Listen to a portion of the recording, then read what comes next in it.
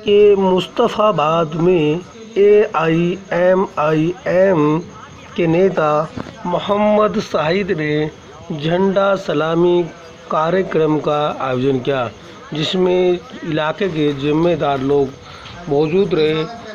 मोहम्मद शाहिद ने आए हुए मेहमानों का फूल मालाओं के साथ शाल पहनाकर उनका जोरदार स्वागत किया।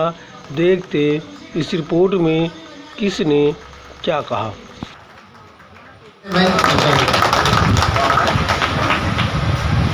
नहीं साहब है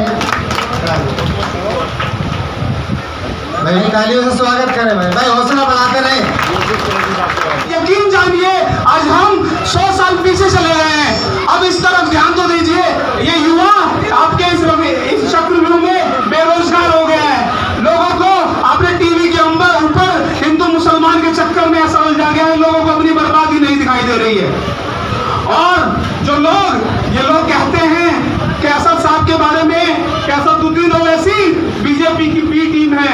अरे मेरे भाई, तुम जो वो लोग हो कि जब कहीं अल्पसंख्यक समुदाय का कोई आदमी जीतने के लिए जाता है तो तुम सब लोग भाजपा से अंदर खाने सेटिंग कर लेते हो। बताओ कि बीजेपी की बी टीम हम है या तुम हो। आज के दिन ही हमारा देश आजाद हुआ था और हमें सर्टिफिकेट देने की जरूरत नहीं है साथियों, क्योंकि हमारे उलेमाओं ने, हमारे सीनियर लोगों ने, हजारों लोगों ने कुर्बानियां दी थी साथियों। ऐसा नहीं है मदरसे के उलेमा थे, मस्जिद के थे, उन लोगों ने फांसी के फंदे चूमे थे और गोलियां खाई थी। ये देश इतनी आसानी से आजाद नहीं हुआ था, ये बड़ी मुश्किल से आजाद हुआ था साथियों। मैं सबसे पहले शाहिद राय साहब को बहुत बहुत मुबारकबाद देता हूं कि शाहिद भाई ने आप लोगों को बुलाकर यहाँ एक जिम्मेदार मुस्तफाबाद विधानसभा वार्ड के जिम्मेदार सीनियर साथी और उनके साथ साथ यूथ के लोग सबको जमा किया, बुलाया और झंडा फहराया।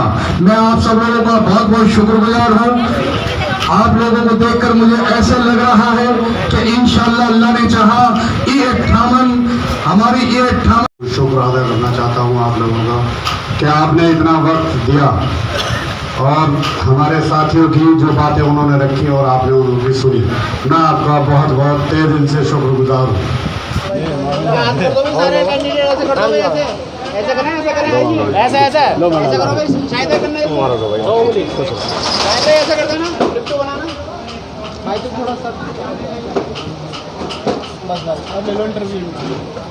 भाई साहब एक भी बताइए, 75वें यौम आज़ादी के मौके पर जनता को क्या संदेश देना चाहते हैं? मैं जनता को यौम आज़ादी की बहुत बहुत मुबारकबाद देना चाहता हूँ। ठीक है, सबसे पहले कि यौम आज़ादी की तमाम आवाम को तहे दिल से बहुत बहुत मुबारकबाद। और जिस तरीके से ये आज के जंतर मंतर पे प्रोपेगेंडा चल रहा है कि राम राम कहना होगा और मूल्य काटे जाएंगे, इसके लिए आप क्या कहना चाहेंगे? ये हुकूमत की एक साजिश है, उसी ने ही अपने आदमी छोड़ रखे हैं और किसी का कोई रोल नहीं है इसके अंदर। हुकूमत दो मुंह की तलवार हो रही है, दो मुंह की तलवार, इधर से भी काटेगी इधर से भी। दो मुंह सांप होता है ना, सांप, वो काम ये बीजेपी सरकार कर रही है। इसके लिए आपकी पार्टी क्या कर रही है? हमारी पार्टी इसके लिए हक की लड़ाई लड़ रही है, तमाम आवाम के लिए लड़ रही है, दलितों की भी लड़ाई लड़ रही है और मुस्लिमों की तो खैर वो लड़ती रहती है और अति पिछड़ों की लड़ रही है। सबसे पहले इस पूरे मुल्क की आवाम को मुबारकबाद पेश करता हूँ कि हमारा ये आज़ादी का दिन है और जितनी कुर्बानी इस मुल्क की आज़ाद कराने के अंदर सुभाष चंद्र बोस की थी, उतनी ही जो है हिस्सेदारी हमारे तमाम उलेमाओं की थी। मैं समझता हूँ कि उनको भी याद करने का आज दिन है।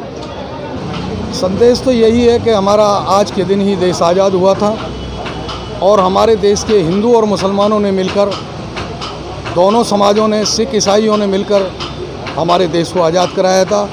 जितना दूसरों का हक है उतना ही हमारा भी हक है, क्योंकि हमारे हिंदुस्तान के अंदर जो हमारे उलेमा थे, जो हमारे इमाम थे, उन्होंने भी हज़ारों लोगों ने कुर्बानियाँ दी थी, फांसी के फंदे चूमे थे, गोलियाँ खाई थी। हमें किसी को सर्टिफिकेट देने की ज़रूरत नहीं है। कोई हमसे कहता है कि आपके कितने लोग मारे गए थे, कितने लोग शहीद हुए थे, हम बताने का काम करते हैं, लेकिन हम किसी को सर्टिफिकेट नहीं देंगे। ये इतिहास गवाह है, दुनिया को पता है इस चीज़ के बारे में। सबसे पहले तो मैं जनता को योम आज़ादी की दिली मुबारकबाद, बहुत बहुत मुबारकबाद देना चाहता हूँ। और मैं, जैसा कि आप सभी जानते हैं कि इस योम आज़ादी को, देश को आज़ाद कराने में सन 1857 से लेके सन 1947 तक हमारे कितने उलमा इकरामों ने यहाँ कुर्बानी दी है, शहादत दी है, जिन्हों को नज़रअंदाज नहीं किया जा सकता। तो मैं ये कहना चाहता हूँ कि तमाम साथी, तमाम जहाँ तक मेरी आवाज़ ये जा रही हो, उन शहीदों को याद करते हुए हम सब अपने घरों पर एक एक तिरंगा लगाएं और हो सके तो अपनी शॉपों पर भी एक एक तिरंगा लगाएं। क्यों? क्योंकि उनकी कुर्बानियों को नज़रअंदाज नहीं किया जा सकता। 1,24,000 कमोबेश उलमा इकराम शहीद हुए सन 1857 से लेके सन 1947 तक।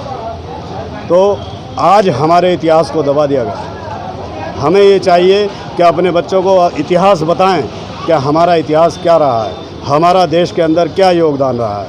हमने हमेशा कुर्बानियाँ देते आए हैं और आज भी देश के लिए कुर्बानी देते रहेंगे और आगे भी देते रहेंगे इंशाअल्लाह।